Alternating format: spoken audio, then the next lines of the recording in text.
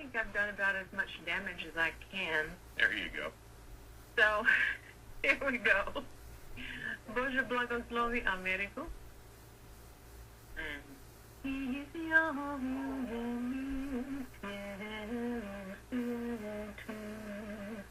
Ciao, y'all. Ciao, y'all. That's Rachel from Dubrovnik, Croatia. That's God bless America. And I declare world peace in Croatian. Wow. Speaking of third world countries, let's stay right there. To the town that's slogan is, huh? Where the pavement ends and the dirt begins. The home of the longest continuous burning tire fire anywhere in the United States, and the only town in America where it's perfectly legal to marry your first cousin, Silver Springs, Nevada. It's Aaron. Hey, Aaron, what's up? Hey, fortunately, I don't have any cousins here, so there's no weddings today. Hey, anybody want to come do naked gardening, ladies? Alliday Organic Farms is waiting for you. It's all good. Boy, oh boy, what a joy that would be. Hey, little baseball history this morning, Dennis. Oh, okay. On this day, 1991. Okay. Two things happened. Ricky Henderson became the all-time champion base stealer in baseball, and of course, the famous line he used, paying tribute to both Lou Brock and Muhammad Ali. Lou, you've been the greatest, but today I am the greatest of all time. What a call by Bill King. And I don't know, I remember it like yesterday. It was against the Yankees, a left-handed batter in the box, and Henderson was on the base, stood up and had the bag out of the ground before the third baseman had the ball. That was how bad it was. I mean, he stole the base. The other thing that happened, Nolan Ryan, number 7 on the no-hitter list against the Toronto Blue Jays.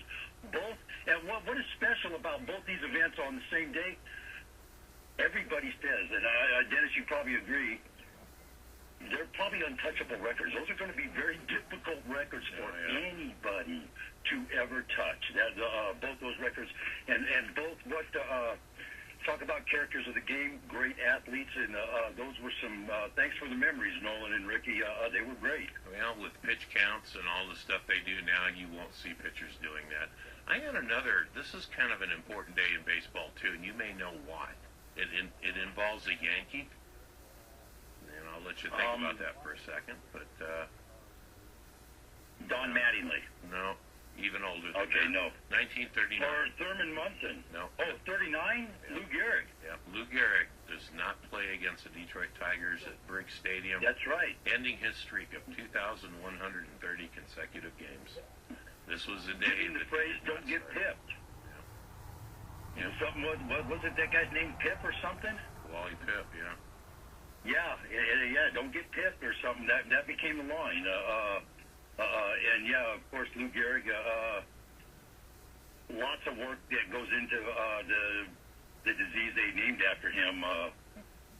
Well, what a sad way to end, but he knew his time was up, and he did it with, I consider myself the luckiest man in the world as you're dying. That's hard to say. Yeah, no kidding. No kidding. A great athlete. Yeah. And, he was just a kid at heart, and his parents didn't want him to play ball. They wanted him to be an engineer, like his uncle. Wow. Yeah. Wow, what a turn, huh? What a turn. Yeah. Hey, Foreclosurepedia is reporting, last week we were talking about CWIS and some of the kind of what we think are illegal activities and stealing money. But over the weekend, a lot has happened there. And, of course, CWIS right in the middle with that Mickey Snow mess. Yeah. All their C-level employees are jumping ship. They're as a matter of fact, they're like scrambling to see who's going to become the first to rat everybody out. That's my humble opinion, so they can get some immunity or something from what's going on here. But Foreclosurepedia is also reporting, coming out of their office in Colorado Springs, they are sending cease and desist letters to vendors and whatnot. So trying to shut them up so they can't talk. I don't know, but the HUD and the OIG office, there's been talks about some investigation pending, so we're going to see what happens there, and we will be following that. Foreclosurepedia, of course, maybe Paul Williams is listening this morning. I know he's on a bus to South Carolina to do some more investigating down there on that story. Unbelievable turn of events happening there in property preservation. But, hey, we also talked last week, the Food Revolution Summit. Today's lineup for speakers, you're going to love these speakers today. Today the subject is hidden toxins in our food. At 8 a.m. this morning, our time, Pacific time, Andrew Kimbrell he's going to talk about, he's a food safety expert, and he's going to get into a little bit about the genetically engineered foods that are out there right now. Robin O'Brien, this gal, all of a sudden, her child out of nowhere develops a bunch of allergies.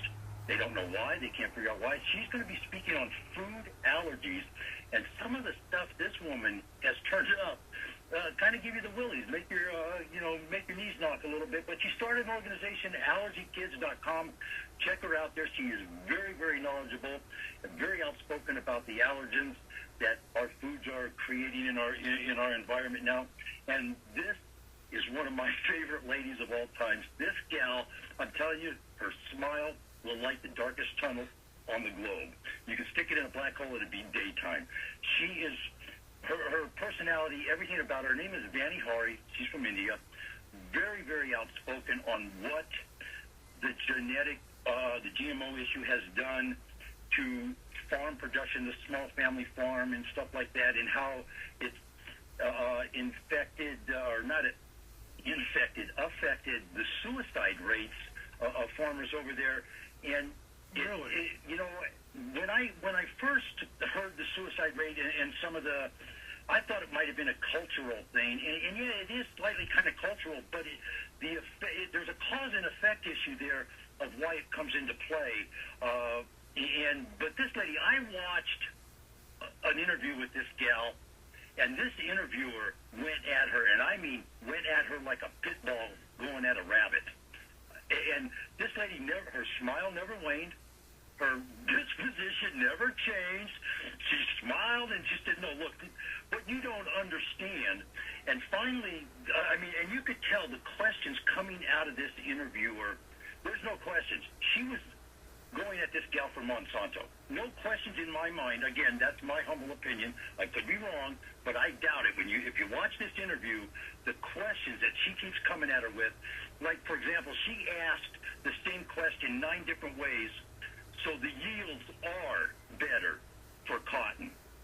And the answer was the same every single time. And she twisted the question. And the lady answered, she goes, what is it you're not understanding? If you only grow cotton, you're going to have more cotton. If you're growing string beans and carrots and potatoes and squash and other stuff for food, you don't have that much space to grow cotton. And that's what the GMO, and that's where it comes into play, because now the GMO cotton over there isn't living up to the billing. The farmer feels he's a failure. He can't fail in the eyes of his family, and there's where the cultural issue of the suicide comes in to play. And it's a very, very, but this lady here, you know what? Vani Hari, Dr. Jane Goodall, these 2 ladies here would be a couple of really cool chicks just to hang out and have a conversation with for a couple hours. I tell you that. She is really, you have to tune in and check it out. The information's on the website, folks. All the links are there to go listen to them live today.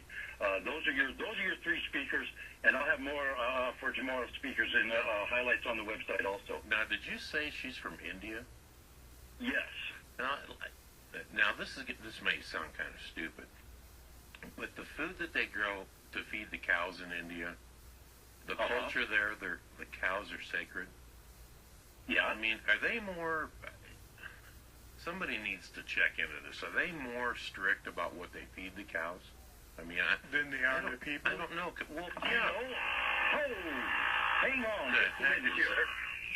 That's my air compressor just kicked itself on this morning.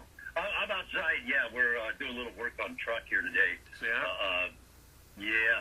I would think they'd be more strict on that, because that's a good question. I think I'm going to have to ask that. I actually have a couple acquaintances over there in India with the that I've spoken to a couple times on the GMO issue, and it was actually Priya that gave me the information about how, yeah, Monsanto wants to say the suicide is a culture thing, but we're saying it's this, and she's the one that gave me that little mesh of information there of, it is kind of a cultural thing because, men just can't fail. They don't fail, and that has a tendency to create that suicidal tendency because they feel like they have failed their family, and they're, that they have no respect and stuff. It was Priya that explained that to me so I could understand it.